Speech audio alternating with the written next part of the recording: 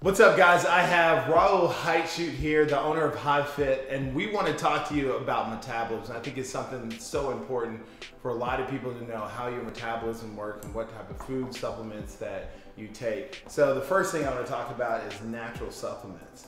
Natural supplements. What's your go-to? So here's the thing, though. I almost want to address nutrition before supplements, Okay. but just because one of the things that I've noticed is that the first thing when you get on your computer, you go to Google and then you type like natural metabolism boosters or whatever, and then you get all this list of supplements. But supplements are amazing; they're great to supplement, but not to replace. So I think that everything starts with foods before we jump into supplementation. I feel a part 2 coming, guys. Absolutely. Yeah. Let's talk This about is a touchy subject right here. So in the morning, what's your go-to? So for me, to boost my metabolism in the morning, I like to add cinnamon to my coffee. So cinnamon is a natural thermogenic, gets the metabolism sped up. Yep. And it balances your blood sugar if you're doing Ceylon cinnamon. Yeah. So what's your go-to on that?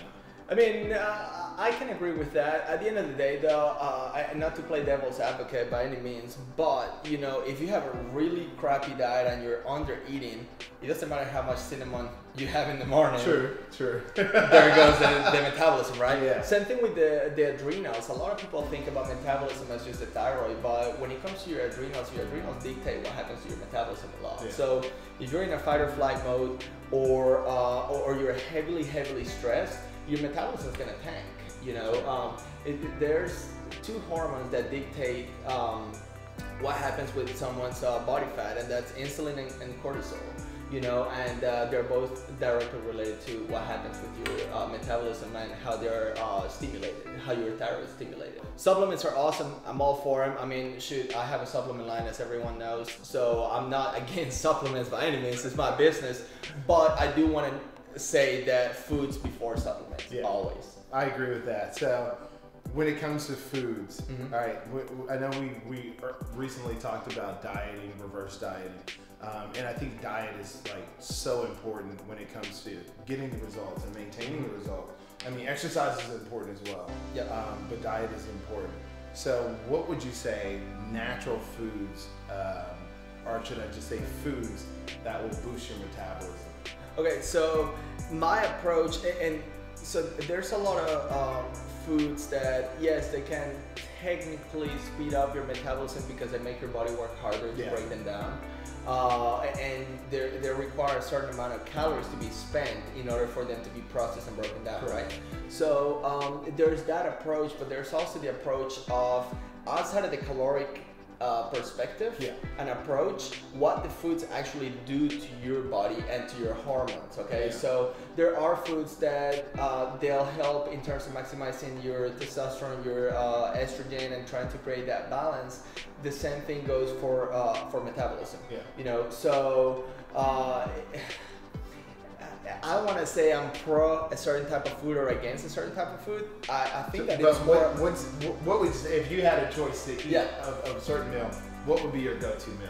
If it had to be like, I want to boost my metabolism, or I want to put myself in the fat burning zone, so to speak. Sure. So 2 things there. So if I'm trying to boost my metabolism, I do want to include a little bit of carbs in there, just because they directly stimulate. A lot of people that don't know anything about carbs, they think carbs are bad. No, carbs are not bad. Explain that in about excess, boosting your metabolism. In excess, everything can be bad. And truthfully, most people do a lot more carbs than they should. You go and you drink you go to your local coffee shop and you get a frappuccino or something like that, and dude, I mean, you're slamming 90 grams of sugar. I mean, that's a lot of freaking carbs. I mean, you as a bodybuilder, hardly do you ever get 90 grams to 100 grams of carbs in a single meal. True. So if I want to speed up my metabolism, then because it happens to be low, you do want a little bit of carbs. Carbs are going to directly stimulate it, and they're going to signal your body or your thyroid and say, hey, we're getting more food. Go ahead and start ramping up. Let's go ahead and burn.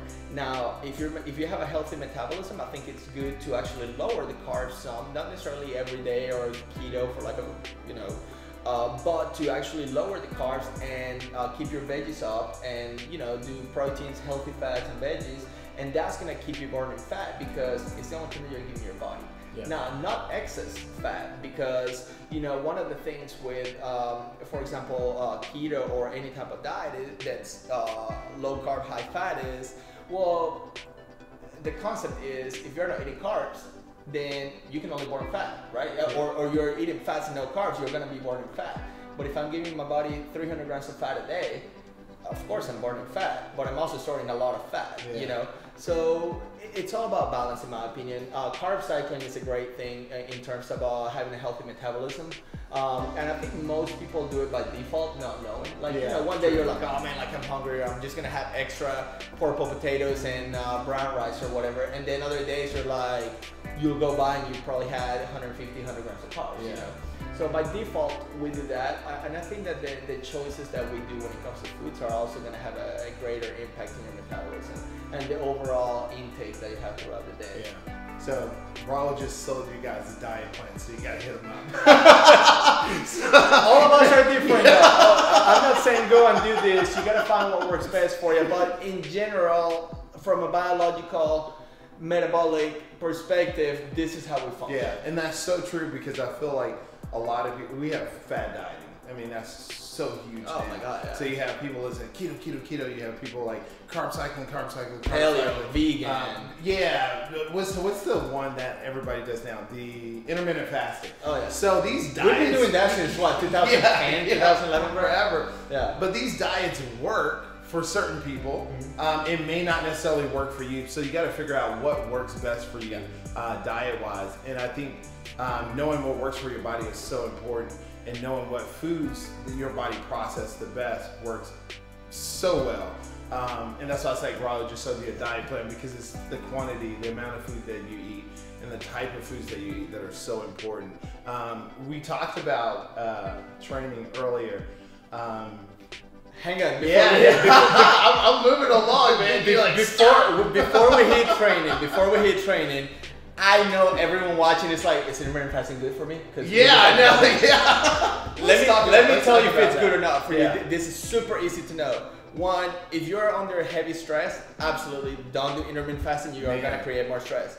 Two, if you're the type of person that wakes up and you're like ready to eat, do not eat intermittent fast. It's not good for you. Now, if you wake up and you're like, oh, I can just drink a coffee and and it'll be noon before I kind of get hungry, sure, intermittent fasting may be a good thing. If you are training in the morning fast and then you're not gonna eat until noon, at least supplement with BCAAs. Yes, technically you're breaking the fast, but you're not at the end of the day.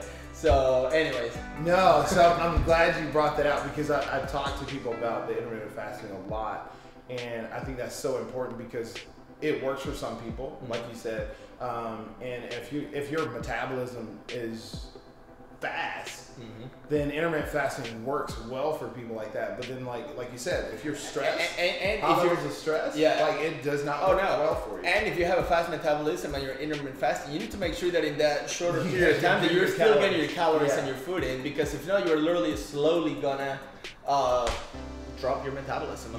More food, faster metabolism; less food, slower metabolism. Because I've literally seen people look amazing on intermittent fasting, and I've seen people look it's like your body composition change, from amazing to horrible, because it's like your body needs what it needs, and everybody's different. So as long as people understand that everybody's body processes food differently, that's the most important thing. I agree. So stress, cortisol levels. I know we talked about that. How important is that when it comes to your metabolism? I mean, it's huge. Put it this way: if you think about it from just the fight or flight perspective, okay? If you are under heavy, quick stress, a few things happen. One, you're gonna retain water. Okay.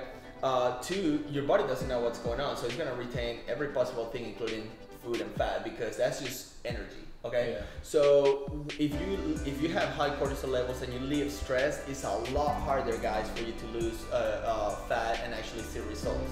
I personally see it with my clients, where I have clients who struggle a lot more than others to see results, and I ask them, hey, are you under heavy stress? Oh my God, yeah, like and on top of that, you're not sleeping enough. If you're sleeping 5 hours, 6 hours a day, you can possibly get away with it, but 5 or less, there's no way you're gonna see results, your stress is way up, you know. Yeah, and that's so true. So we're not just talking about stress from training. We're talking about stress from relationship, work. So it's so important. Go ahead. No, and I was gonna say, talking about training, if you're under a lot of stress and you're trying to lose fat, okay, and you're sacrificing sleep, and I say this because I have my client right now who literally, we just had this conversation a week ago. Yeah. I told her, she was training 6-7 days a week. I said, no, I want you to train 4, maybe 5 times a week. Yeah. I want you to prioritize sleep and don't stress your body so much. Allow your adrenals to reduce, because, I mean, guys, when we go to the gym, we're doing nothing but stressing our bodies. We're pounding, we're destroying the muscle cells, we're creating a lot of inflammation. All of those things, all of those markers are, you know, pushing up on the stress and the cortisol. So that's my take. Sometimes we want to do more because we're seeing less. Yeah. And sometimes what we need to do is actually a lot less and allow your body to catch up and recover. Yeah, that is so true. And it says when it comes to training, you want to be efficient in the gym. Yeah. It's not too, man, I hear this all the time. People do 2-3 hours of training. And that's great. Good for you. Yeah, if you have that much energy, but it's not effective. Honestly, like 30 to 40 minutes, an hour, you know, max is important. If you're trying to live a healthy lifestyle and not to stress your body as much, but during that time period, like, of course, push that weight in order for your body to develop and grow. Yeah. So we talk about cortisol, I mean, work, life, you know, find ways to relieve stress. The gym is actually adds stress for a lot of people.